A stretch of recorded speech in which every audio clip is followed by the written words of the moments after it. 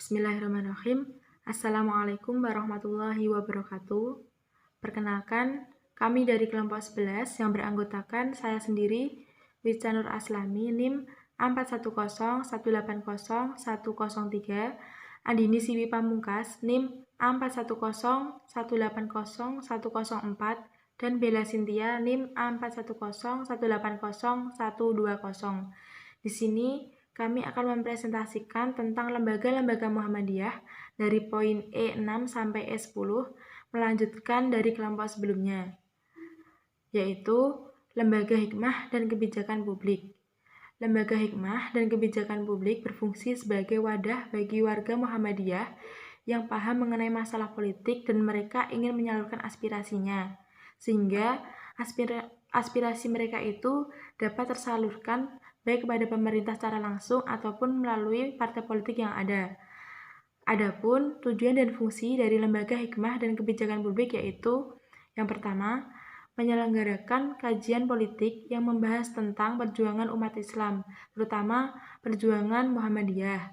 Yang kedua, memberikan nasihat kepada pimpinan pusat Muhammadiyah mengenai masalah politik yang menyangkut jalannya persyarikatan serta jalannya pimpinan pusat Muhammadiyah.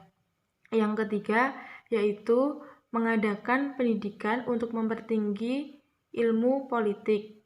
Untuk yang selanjutnya, yaitu Lembaga Seni Budaya dan Olahraga. Lembaga ini merupakan integral dari pergerakan dakwah Muhammadiyah. Lembaga ini berfungsi sebagai wadah bagi warga Muhammadiyah yang memiliki bakat di bidang seni budaya dan olahraga, sehingga melalui wadah ini, bakat dari warga Muhammadiyah, yaitu seni budaya dan olahraga tersebut, dapat tersalurkan, sehingga dapat berjalan sesuai dengan nilai-nilai dan ajaran Islam.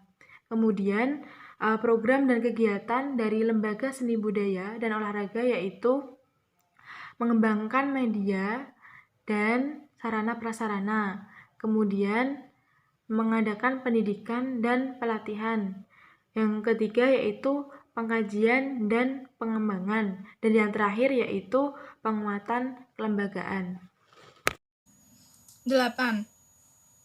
Lembaga Hubungan dan Kerjasama Internasional.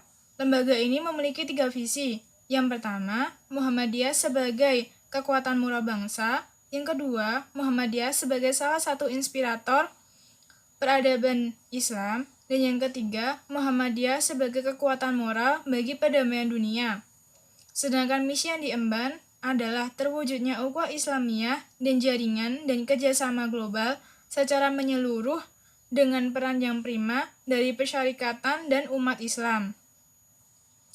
Lembaga ini memiliki beberapa tugas, antara lain yang pertama, mengembangkan sumber daya manusia, bidang jaringan dan kerjasama internasional. Yang kedua, mengembangkan peran dan keterlibatan Muhammadiyah dalam pengembangan wacana pemikiran keislaman di kalangan dunia Islam khususnya dan dunia internasional pada umumnya. Dan yang ketiga, mengembangkan sosialisasi pemikiran dan aktivitas di kalangan dunia Islam dan dunia internasional pada umumnya. 9. Lembaga Pengembangan Pesantren Muhammadiyah atau LP2M. Lembaga ini memiliki fungsi sebagai unsur pembantu persyarikatan dalam pelaksanaan program dan kegiatan hukum persyarikatan bidang pengembangan pesantren. Sedangkan wewenang dari lembaga ini antara lain, yang pertama, berwenang melaksanakan pengembangan pesantren bersama-sama dengan majelis Dekdismen dan majelis atau lembaga terkait lainnya. Yang kedua, lembaga tingkat pusat, tingkat wilayah, dan daerah melaksanakan monitoring dan evaluasi pengembangan pesantren. Tugas lembaga ini dibedakan menjadi 2. Lembaga tingkat pusat bertugas membantu pimpinan pusat dalam 1. Menyusun panduan pengembangan pesantren sesuai ideologi Muhammadiyah. Yang kedua, melaksanakan penelitian dan pengembangan pesantren.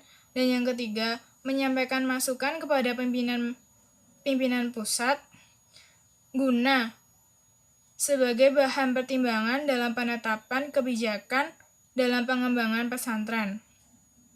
Sedangkan lembaga tingkat wilayah dan daerah bertugas 1. Melakukan penelitian dan pengembangan pesantren. Yang kedua, membantu lembaga tingkat pusat dalam melaksanakan sosialisasi, monitoring, dan evaluasi pengembangan pesantren.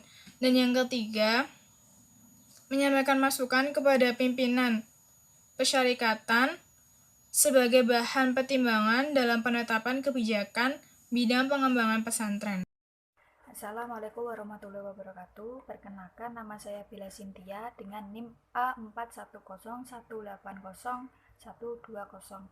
Di sini saya akan melanjutkan penjelasan tentang lembaga-lembaga yang poin 10, yaitu lembaga dakwah khusus. Nah, yang mana lembaga dakwah khusus ini adalah sasarannya itu sasaran khusus, yang mana sasaran khusus itu ada kelompok-kelompok masyarakat yang memiliki karakteristik khusus seperti suku terasing, masyarakat yang non-muslim, narapidana, buruh pabrik, masyarakat transmigrasi, dan yang lainnya. Nah, lembaga dakwah khusus ini berkewajiban memahami fungsi, tanggung jawab, dan tugas-tugas dai sebagai penyuluh dan pembimbing umat. Untuk selanjutnya itu tugas lembaga dakwah khusus. Nah, yang pertama itu menyampaikan ajaran Islam kepada orang-orang atau kelompok masyarakat yang belum sampai seruan Islam kepadanya. Jadi, dai khusus ini dikirimkan ke suatu tempat yang dimana tempat itu Islamnya belum terlalu dalam. Jadi, di sini tugas dai khusus adalah menyampaikan ajaran Islam kepada masyarakat. Lalu, yang kedua adalah membimbing mereka yang masih hidup terasing agar mereka menjalankan kewajibannya sebagai warga negara dan sebagai seorang muslim yang taat. Lalu yang selanjutnya tugasnya itu membimbing masyarakat terasing, transmigrasi, dan sasaran khusus lainnya agar dapat melaksanakan ajaran agama dengan sebaik-baiknya.